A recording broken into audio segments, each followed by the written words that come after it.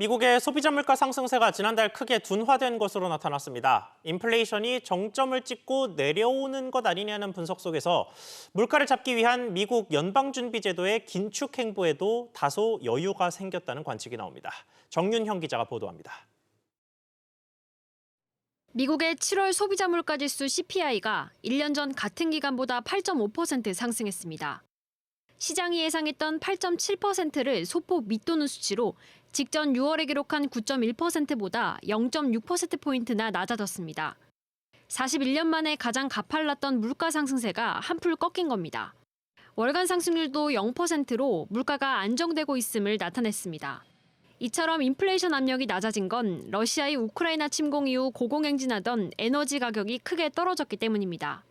특히 지난달 휘발유 값은 7.7%나 급락하면서 2020년 4월 이후 가장 큰 낙폭을 기록했습니다.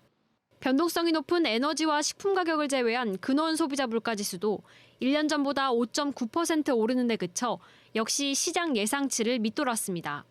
물가가 고점을 찍었다는 분석이 나오는 가운데 연준의 금리 인상 속도도 영향을 받을 것으로 보입니다.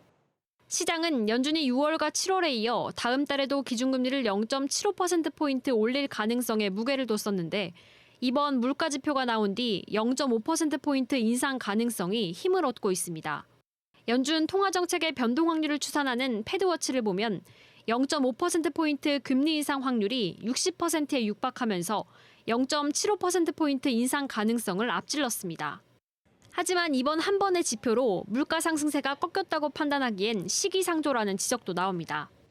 찰스 에반스 시카고 연방준비은행 총재는 7월 물가 지수가 긍정적이지만 상승 속도가 여전히 너무 높다고 강조했고 닐 카시카리 미니애폴리스 연은 총재도 금리를 계속 올려야 한다면서 연준의 승리 선언은 멀었다고 말했습니다. SBS 비즈 정윤영입니다.